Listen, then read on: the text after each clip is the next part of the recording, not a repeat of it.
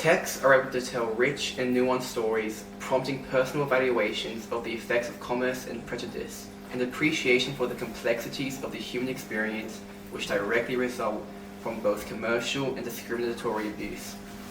Welcome back to the December edition of English Demystified, and today we will be discussing the connections between William Shakespeare's 1598 play, The Merchant of Venice, and Brady Corbet's 2024 film, The Brutalist, which both explore the effects of prejudice and the influence wealth and commerce have over personal relationships, overall illustrating a vivid picture of all the nuances and complexities of the human experience.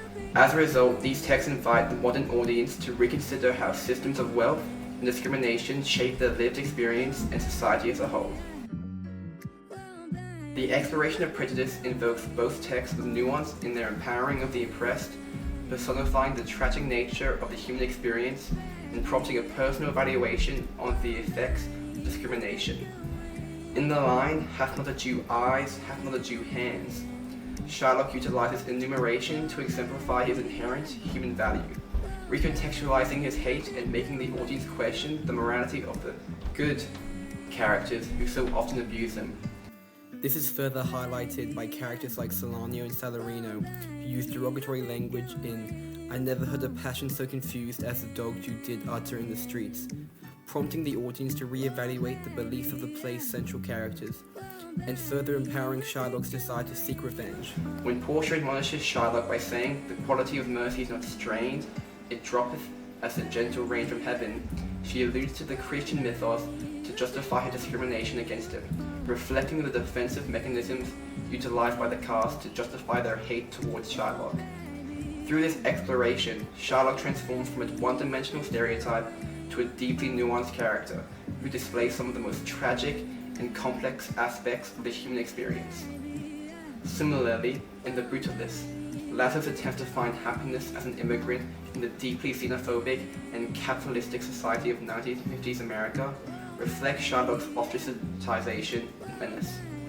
When Laszlo arrives in Philadelphia to stay with his cousin Attila, the movie's exploration of prejudice is embodied in the Hungarians, who represent the two different paths immigrants can undergo. When Attila states, "We are Catholic," he is presenting Laszlo with a crucial question: assimilate or leave? Laszlo's answer is symbolized in a wide-angle shot of the construction of his brutalist architecture, which juxtaposes with his natural surroundings, representing his defiance against the establishment.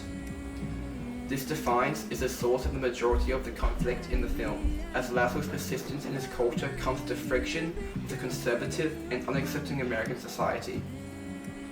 One of the final shots of the film depicts a singular marble cube surrounded by concrete, representing how Laszlo must shield the beauty of his culture and artistry from the exploitative and prejudicial society of America. This most clearly reflects Shylock's own shielding of his religion from Christian Venice. However, unlike Shylock, Laszlo's art is celebrated in the epilogue, representing the power of perseverance against the system. In this respect, by having Laszlo as the protagonist rather than the antagonist, the film was better able to create empathy for his struggles and humanize his complexities. In the same way, the influence and power of commerce is a crucial aspect of the two texts, exploring its role in love but also hardship, two opposing forces in the human experience, and further nuancing the roles of the primary characters. Within The Merchant of Venice, it is Bassanio, not Shylock, who best exemplifies the corrupting nature of commerce and relationships. In the very first scene of the play, Bassanio's line, "To you, Antonio, I owe the most in money and in love," intertwines commercial language with words of affection to demonstrate how, no matter the strength of their bond, there will always be a monetary aspect to their relationship. This demonstrates that Bassanio's love is a commodity that can be bought, and further highlights the unfair treatment of Shylock for his dealings in usury. Reinforcing this is his marriage with Portia, an extremely wealthy heiress.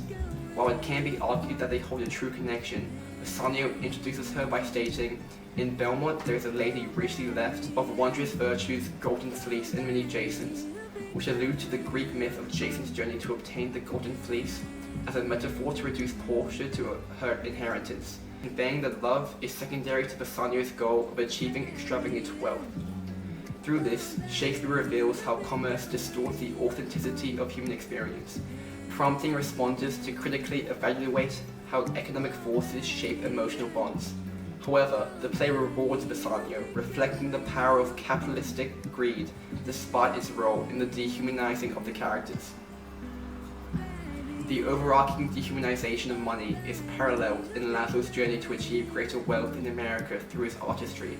However, unlike Bassanio, Laszlo is doomed to fail from the very beginning. This is symbolized in a flip shot of the Statue of Liberty as he first arrives, showing that any dreams of status and commerce are a broken promise, and that this new society will systematically oppress him and his artistry for commercial gain. Representing this oppression is Harrison Van Buren, an incredibly wealthy businessman who commissions Laszlo's architecture for many years. However, the true nature of Van Buren and his role in the story comes towards the end of the film, when he sexually assaults Laszlo, symbolizing the capitalistic need to exploit artistry. The dark and moody lighting amplifies the horror of the scene, as Laszlo's body is largely obscured by Van Buren, placing him in the foreground as a dominant scene presence and representing how he holds power over Laszlo's art through his financial backing. Through this, the film more accurately illustrates capitalistic exploitation and its power over relationships by demonstrating how the influence of greed extenuates human experiences like prejudice and pollutes feelings of love, feeding into the seeds of conflict and hardship. Courbet's contemporary reinterpretation allows the Brutalist to explore these human experiences with the nuance made possible by its modern socio-political context. While The Merchant of Venice, however progressive for its time, is limited by the context it was written in, and thus is unable to capture the effects of prejudice and the corrupting nature of wealth to the same extent, resulting in a less nuanced and rich text. Ultimately, however, both texts enrich my understanding of how individuals navigate systems of power, revealing the enduring complexity of the human experience across time.